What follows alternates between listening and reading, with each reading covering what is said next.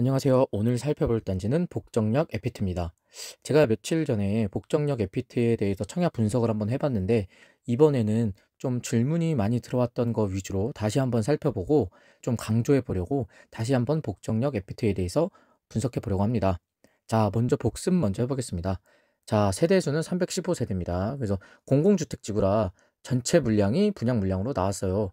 분양가는 12억 4천만 원 정도입니다. 그리고 청약 접수일은 11월 24일 월요일 특공, 11월 25일 화요일 일반인 공급입니다. 그리고 필요자금은 실거주 시 약 7억 7천 정도. 특이사항은 모든 규제가 적용됩니다. 시세 차익은 약 2억 정도. 자, 실거주 3년이고요. 전매 3년이고 대출 규제 다 받았습니다. 자, 이제 오늘 순서는 필요자금 다시 한번 보고 중도금 대출에 대해서 좀 알아보고요. 자금 계획을 어떻게 세울 거냐. 그리고 많이 주셨던 질문 위주로 한번 해보려고 합니다. 이제 부대 비용하고 총 금액이 얼마든지 한번 살펴보겠습니다. 자, 여기가 분양가입니다. 분양가가 84ABC 약 12억 정도. 그래서 저는 분양가를 12억 한 2,500 정도로 정해봤습니다. 발코니 확장은 약 900만 원. 그리고 에어컨은 대부분 요 침실 1, 2, 3 거실 모두 포함된 에어컨을 하죠. 약 950만 원. 그 중도금이자는 바로 뒤에서 살펴볼 건데 약 2,500만 원, 금리 4%로. 그리고 옵션 같은 경우엔 요렇게 좀 맥시멈으로 따지면 약 한 2,500만 원 정도 들더라고요. 예, 그렇게 따지니 약 12억 9천만 원 정도가 든다. 자, 그래서 중도금을 한번 자세히 봐보려고 합니다. 자, 여기서 보시면 총 60% 중에 40%가 대출이 나옵니다. 요 대출을 1차부터 4차까지 받을 수도 있고요. 반대로 3차부터 6차까지 받아도 돼요. 통상적으로는 어떻게 하냐? 보통 1회차부터 4회차까지 중도금 대출을 받고요. 5회차, 6회차는 잔압을 하거나 아니면 연체를 합니다. 이게 분양 공고마다 다른데 지금 이 복정역 에피트 같은 경우엔 연차를 해도 불이익이 없는 걸로 알고 있습니다. 그래서 대부분 40%는 중도금 대출을 받고 20%는 연체를 해서 그렇게 마지막 잔금을 납부하죠. 마지막 잔금 납부 시 집단 대출이 일으켜서 나머지 중도금 대출을 다 상환하게 되죠. 자, 그리고 627 대책으로 인해서 중도금 대출을 받으면 6개월 이내 전입 의무가 있습니다. 6개월 이내는 전입 의무가 있어서 전입 의무를 하지 않으면 모든 은행에서 3년간 대출이 금지돼요. 그래서 엄청난 페널티이기 때문에 중도금 대출을 받으실 생각이면 전세를 주지 못한다라고 아시면 될 것 같습니다. 그래서 지금 중도금 이자를 한번 계산해 보려고 하는데, 자, 회차당 1억 1천만 원 정도로 잡았습니다. 회차당 1억 1천만 원을 빌린다. 그리고 금리는 4%. 요거를 그래서 금리가 1년 기준 4%죠. 나누기 12 하면 한 개월당 이제 이자가 나오는데, 자, 1회차는 26년 5월 18일에 빌리죠. 근데 입주가 2028년 상반기입니다. 그래서 2026년 5월에 빌리면 21번을 납부하게 돼요. 그리고 2회차는 18번을 납부하게 되고 3회차는 14번, 4회차는 9번. 그래서 요거를 쭉 계산하면 중도금 이자만 2,500만 원 정도가 나옵니다. 그래서 앞선 페이지에서 중도금 대출 이자를 2,500으로 잡은 게 이러한 이유 때문입니다. 자, 그리고 별개로 좀 알아두실 게 에피트는 계약금이 20%예요. 원래는 계약금이 10%죠, 보통은. 그런데 에피트는 20%를 납부해야 된다는 거. 그래서 초기 자금이 좀 팍팍합니다. 약 2억 3천 정도가 들어요. 이게 왜냐면 분양가 말고도 옵션이나 발코니 확장비도 똑같이 20%를 내거든요. 그래서 내 수중에 약 2억 3, 4천, 2.3억 정도는 가지고 있어야 된다. 왜냐? 당장 계약금을 내야 되기 때문이죠. 이제 필요자금 얼마나 필요한가를 알아보겠습니다. 자, 첫 번째는 실거주할 때, 두 번째는 전세를 줄 때, 이렇게 나눌 수 있습니다. 자, 먼저 실거주할 때를 알아보겠습니다. 자, 앞서 살펴봤던 것처럼 소요 금액은 12억 9천이 필요합니다. 저희는. 그래서 실거주할 때는 LTV 40%가 적용되죠.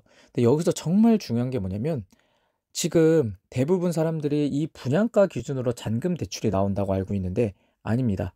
잔금 대출은 입주 시점 감정평가액에 따라 대출 금액이 달라집니다.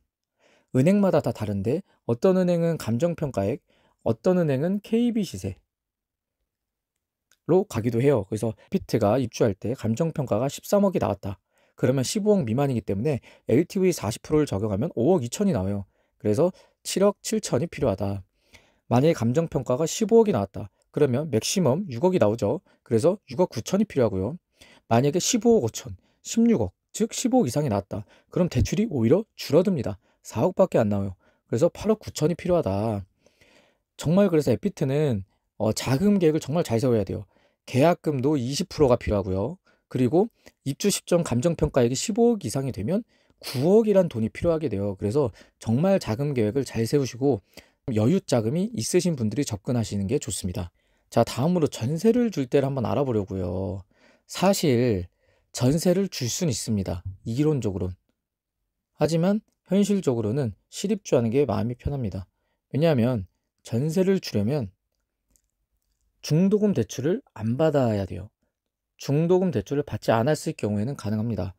하지만 627 대책으로 인해서 중도금 대출을 받았을 경우 입주 시점부터 6개월 이내 전입을 해야 됩니다.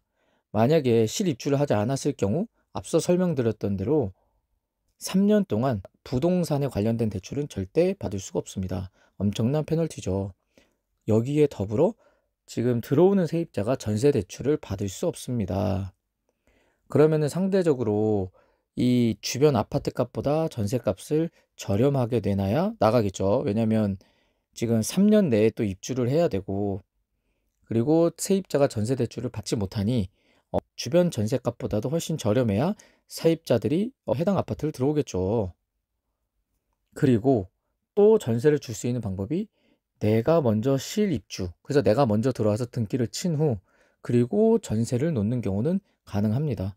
근데 어차피 실거주 의무가 3년 있어서, 그리고 유예도 3년이라 어차피 한 바퀴 전세를 늘리고 바로 들어와야 됩니다. 그래서 사실 너무 복잡하기 때문에 현실적으로는 그냥 실입주한다라고 생각하는 게 편합니다. 자, 그래도 전세를 줄 때 한번 케이스를 파악해 보면 남일의 아파트 평균 전세값이 7억 7천입니다. 근데 에피트가 남일의 아파트보다는 초신축 단지라고 하더라도 입지가 상대적으로 떨어지죠. 그래서 보수적으로 전세를 7억으로 잡아도 약 5억 9천 정도는 필요하다. 실거주 할 때보다 확실히 덜 들죠. 그래도 이 실거주 의무 때문에 3년 내에는 내가 들어가야 된다. 그리고 전세를 주려면 중도금 대출을 받지 못하기 때문에 거의 올 현찰을 들고 있어야 돼요. 그래서 사실 자금 계획을 세우실 땐 이 전세를 준다라는 생각은 안 하시는 게 좋을 것 같습니다. Q&A를 한번 만들어 봤습니다. 1주택자인데 무슨 타입을 쓸까요? 자, 이건 답이 간단하죠. 제가 이렇게 1주택자 추천 물량을 계산해 봤는데 다 적어요. 하지만 84A가 4세대나 뽑죠. 무조건 추첨이기 때문에 많이 뽑는 곳을 쓰는 게 정답입니다. 그래서 84A 타입에 4세대나 뽑기 때문에 84A 타입을 쓰는 게 맞습니다. 게다가 평면도 84A가 가장 좋기 때문이죠. 아마 1주택자 추첨 경쟁률은 1순위 경쟁률이 예를 들어 뭐 50대 1이 나왔다. 그러면 통상적으로 무주택 추첨 경쟁률은 약 한 100대 1이 넘게 되고요. 1주택자 추첨 물량은 한 500대 1까지도 나오게 됩니다. 물론 이 수치는 공개되진 않지만 통상적으로 1순위 경쟁률의 10배 이상 가기도 합니다. 배정 세대수가 많은 곳을 쓰는 게 그래도 유리하죠. 이렇게 한 세대 뽑는 것보다는. 자, 다음 질문은 어떤 평면이 가장 인기가 많을까요? 당연히 84A 타입이 가장 인기가 많고 그 다음에 B, C가 됩니다. 왜냐하면 자, A 타입을 보시면 A나 B 타입 모두 4배의 판상형입니다. 근데 다른 점이 뭐냐? 요 침실 1에 창이 하나 더 뚫렸죠. 그래서 개방감이 더 좋아요. 그 드레스룸에도 창이 하나 더 있습니다. 그리고 여기 보시면 팬트리하고 현관 팬트리 이렇게 큼지막하게 있는데 여기는 현관 팬트리도 작고 그리고 복도 팬트리도 없죠. 그래서 굳이 따지자면 B타입보단 A타입이 낫습니다. 그리고 C타입은 뭐 타워형, 요새 타워형도 인기가 많아요. 왜냐면 또 양면창으로 개방감도 좋죠. 하지만 제일 중요한 방 개수가 하나, 둘, 셋, 세 개밖에 안 되죠. A, B타입은 84 타입임에도 4개인데 말이죠. 그래서 무조건 A, B타입이 C타입보다 높을 수밖에 없습니다. 그래서 선호도를 따지자면 A, B, C 그리고 가장 당점 확률이 높은 건 어떻게 보면 인기가 가장 떨어지는 CBA가 되겠죠. 역순으로. 제가 생각하는 로얄동 로얄호는 여기 보시면 104동, 105동, 106동입니다. 왜냐하면 자, 여기가 복정역 저 위에 있습니다. 편의상 여기라고 할게요. 여기가 복정역, 여기가 남이래요. 사실 거의 한 600m, 700m 정도 거리에 있어서 어느 동이든 다 멀어요. 그래서 조금이라도 더 지하철역을 가까운 동을 고르기엔 솔직히 좀 애매한 감이 있고 84A 타입인 세대가 가장 좋을 거고요. 그리고 여기 바로 앞에는 주택 부지가 있어서 아직은 아파트가 들어오지 않았지만 향후 아파트가 들어올 예정입니다. 그러면 여기 그리고 여기 남서향 세대들은 다 뷰가 가리게 되겠죠. 그리고 여기 앞에 동들은 도로가 있어서 좀 소음이 좀 있을 거예요.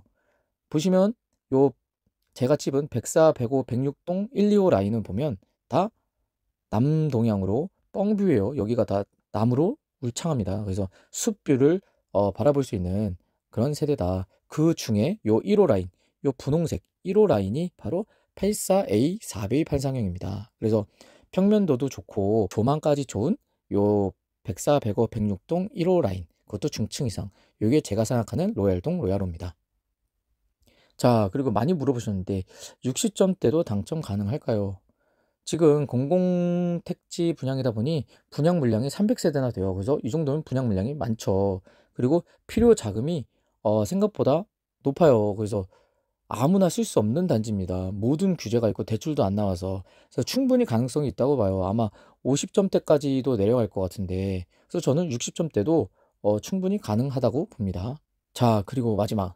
특별 공급을 생각하시면 보통 자녀가 있으신 분들은 요 세 개를 고민하시더라고요. 다자녀, 신혼, 생초. 그래서 요거를 한번 유리한 걸로 정리해 봤는데, 예를 들어 성남시 거주 경우, 그러니까 당해를 받을 수 있는 경우면, 자, 아이가 한 명인데 소득이 120%보다 낮다 하면 신혼 특공이 유리합니다. 그리고 아이가 한 명인데 소득이 120에서 130% 이내다 하면 생초가 유리하고요. 왜냐하면 생초는 130% 이내까지 우선을 주지만 신혼특공은 외벌이 기준 120%까지 우선을 줘요. 그래서 내가 이 120% 이내면 생애 최초보다도 신혼특공이 훨씬 더 소득 조건을 팍팍하게 보기 때문에 신혼특공을 쓰는 게 훨씬 유리합니다. 그리고 만약에 아이가 두 명이다. 아이가 두 명이고 소득도 낮으면 당연히 신혼특공을 쓰셔야 됩니다.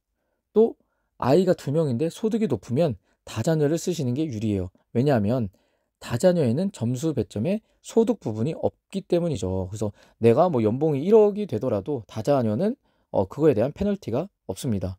하지만 이 다자녀는 점수 배점이 또 나눠져 있어서 이걸 또 계산해 보긴 해야 됩니다. 통상적으로 제가 러프하게 잡아봤을 땐 이런 식으로 간다. 자, 그리고 내가 기타 경기다. 아이가 한 명일 때 당해 미달에 대비해서 신혼특공을 쓰는 게 맞습니다. 생애 최초는 웬만하면 당해 미달까지는 안 가요. 워낙 지원자 수가 많아서. 생애 최초는 또 나이 제한이 없잖아요. 신혼특공은 결혼한 지 7년 이후면 그 자격을 상실하고요. 그래서 생초는 웬만하면 당해 미달이 안 나오기 때문에 당해 미달을 대비해 신혼특공을 쓰는 게 낫습니다. 기타 경기 거주 경우에는요. 그리고 아이가 두 명일 때는 다자녀를 쓰시는 게 낫습니다. 왜냐하면 다자녀는 기타 경기도 우선 50%에 해당되기 때문이에요. 신혼특공은 기타 경기도 당해로 안 봅니다. 무조건 성남시 거주를 해야 당해를 주는데 다자녀는 기타 경기도 우선 50%에 준다는 거. 자, 그리고 마지막. 아이가 두 명인데 거주 기간이 짧아서 다자녀 점수가 낮으면 어떻게 하냐. 이거는 또 신혼특공과 눈치 싸움을 해야 됩니다. 신혼특공은 또 기타 경기다 보니 당해를 받지 못해요. 그래서 이 기타 경기인데 신혼특공을 쓰는 경우엔 이 당해 미달이 나올 경우를 대비해서 쓰는 건데, 그래서 요거는 케이스 바이 케이스로 한번 경우의 수를 봐야 될 것 같아요. 그리고 다자녀 점수가 얼마나 낮은지도 한번 봐야 되고요. 자, 이제 마무리를 해보려고 합니다. 지금 복정역 FT를 보면 저도 보면 볼수록 이 규제 때문에 정말 까다로워요. 그래서 뭐 이론상으로는 전세를 줄 수도 있다고 하지만 현실적으로는 불가능하죠. 그래서 무조건 실입주, 바로 실입주한다고 생각을 하시고 접근하는 게 좋고요. 어디 뭐 투기나 투자용보다는 정말 내 실거주. 그래서 내 원래 생활권이 뭐 위례 쪽이다, 아니면 구성남 쪽이다 라고 하면 정말 괜찮은 단지 같아요. 그리고 또 앞서 봤듯이 입주 시 감정평가액으로 인해서 대출이 확 줄어들 수도 있습니다. 그래서 그거 감안하셔서 여유 자금을 좀 두셔야 될 것 같아요. 또한 취득세까지 생각하면 정말 자금이 팍팍하겠죠. 그래서 내 수중에 한 9억에서 10억 정도, 정말 넉 잡고 9억에서 10억 정도 있는 사람들이 쓰시는 게 낫죠. 근데 또 보면 그래요. 내가 10억이 있는데 이 복정 에피트를 써야 되나? 10억 있는 사람이 굳이 여기를 써야 되나? 라는 생각도 들죠. 근데 지금 웬만한 서울 전역하고 경기 남부 지역이 다 투기과열지구랑 토호제로 묶였기 때문에 이 10억 정도로도 갈 수 있는 아파트들이 정말 한정적입니다. 그래서 이 정도 돈을 가지고 있으신 분들이라면, 그리고 내가 내 생활권이 요 성남 쪽이다라고 하시면 어차피 내 집 마련은 해야 되고 앞으로 계속 좋아질 동네이기 때문에 요 북정역 에피트를 쓰시는 걸 추천드립니다. 자, 이렇게 북정역 에피트에 대해서 저번 영상보다는 좀 더 구체적으로 한번 조사해 봤어요. 궁금한 거 있으시면 댓글 한번 남겨주시고 유용하셨으면 구독 한번 부탁드립니다. 감사합니다.